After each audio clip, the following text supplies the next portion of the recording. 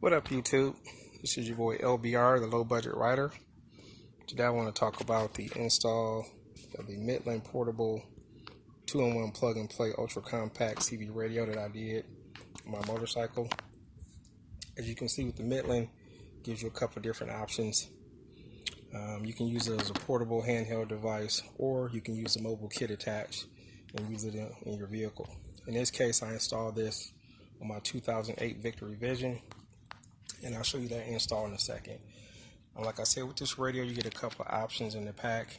You get the Midland portable rechargeable battery, as well as a wall charger. You also get a battery pack that I think takes AA batteries. You can open it up and put the batteries in there. Gives you a rubber mask antenna for when you're using it in the portable mode, and you also get a nice clip if you want to clip on your person or whatever. I'll take you over to my bike, which is right here. And like I said, this is an 08 Victory Vision touring model. As you can see, it's a pretty clean bike. Previous owner took very good care of it. It was just a couple of things that I did when I got the bike.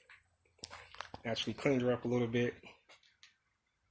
I added these fog lights in front, down here, right above the front fairing. And also I added some LED lights. I did post a video up on my account that shows the LED lights. Pretty good job putting those lights on, if I say so myself. Added a mount for my camera, as well as adding a dash mounted 5-inch Android tablet. Primarily use that, a couple of different GPS apps on there that I use, as well as some other apps that I downloaded through the Google Play Store. I added this carbon fiber wrap to the center console here. It has some cosmetic wear and tear, so I added the wrap to give it a nice look. Over here on the handlebars, I also added a mount for my phone. A few times I do ride with the phone mounted. And right here on the dash, I added a removable, as you can see, it's a tire pressure monitor sensor. And I added just little stillies right here on the dash so you can mount them. You can mount this on whichever side you want, left or right. And if we go further down, we'll see the install of the Midland 75822 40-channel CB radio. And I chose to mount it down here. For me, I felt it was easier to operate being close to me versus mounted on the handlebars. They do sell handlebar mount kits for this particular radio. I do believe I've seen one for the Can-Am Spider, and I think Ram also makes a mount for this for $100 and something bucks that you can use. But I chose down here just a simple magnetic mount. It's got the plate on the back of the radio, and it just mounts right there, and it keeps it pretty firm for me. I also purchased the plug-in accessory into the radio that allows you to plug right into your helmet. And one part of the plug goes here, which goes to the handle right here, and it's pretty much your push-to-talk button. So when you're riding and you want to key up, you can just press that. It allows you to transmit. And then the other end of the mount goes to the helmet intercom system that I purchased separately.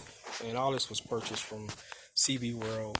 And when you search for this radio on their site, when you bring the radio up, it'll show you all the accessories that you need for auto. The helmet accessories, if you choose to have those, you can list just two different ways. Helmet accessory is just easier versus using the built-in speaker. Naturally, when you get to high speeds on this bike, it's going to make it kind of hard to hear, so that helmet system works perfectly. Other thing you're going to need for this mount is going to be an antenna. I went with the window mount style antenna. I think they sold a magnetic base that was compatible with this. Basically any antenna will work. I chose this because it was closest to the Victory trunk mount truck mounted antenna that comes with the Victory CB radio. And this was pretty simple to install. I like the window mount because all I had to do was pretty much remove these two screws here. You get up here where you can see it. This screw and that screw right there, and just pulled the lip of the trunk out and just slid it right down. Ran the cable up under, came up behind the hinge, and just brought it right down the side of the trunk. And then this channel comes out. This gives you some hidden storage, I call it. And as you can see, just kind of bundled everything up down at the bottom, base of the trunk, using some zip ties. Just kind of zip tied it into a harness. It gave it a nice professional look, I thought. And pretty much when you close the trunk, it doesn't interfere with the trunk at all. Like I said, I thought that this was a nice clean look and was kind of more consistent with the antenna mount system. Like I said, if you choose to get the Victory OEM brand Victory CB radio system. I'll come around and I'll show you what I use for a power source for this radio. And the base of the cord is pretty basic. Like I said, here it is. You're gonna have two connectors on the end. I'm gonna drop open my trunk here so you can see. You're gonna have one end of the connector. It's gonna be for your power. And if your bike already has a close accessory that you can tie right in, great. I ended up adding this. The downside about Victories, they don't give you any trunk mounted USB outlets to charge your phone. So I added this, just picked this up at the local auto parts store. And it gives you two high-speed USB chargers. You can see I'm already using one. Kind of ran that through there. I don't know if you can see it, but I kind of tapped through the back of the saddle bag. Kind of bought that cord down and around here, and it's kind of mounted right here with a little cable stay that I picked up at the hardware store. So if I want to charge my phone or something else, and just plug it right in too.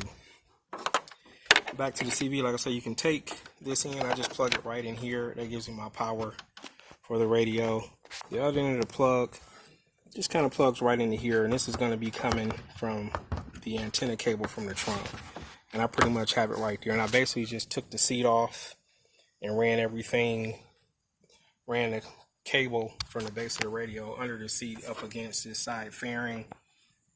Zip tied everything to a harness that was running up along there. You can kind of see the harness a little bit right there. Zip tied everything in. Drop these cables down where I can get easy access. The good thing about this particular antenna, I didn't even have to tune it. It was perfectly tuned when it came from the factory. I did buy the meter just to make sure, and it was spot on when I tested it. So I powered up just so you can see how it powers up real quick.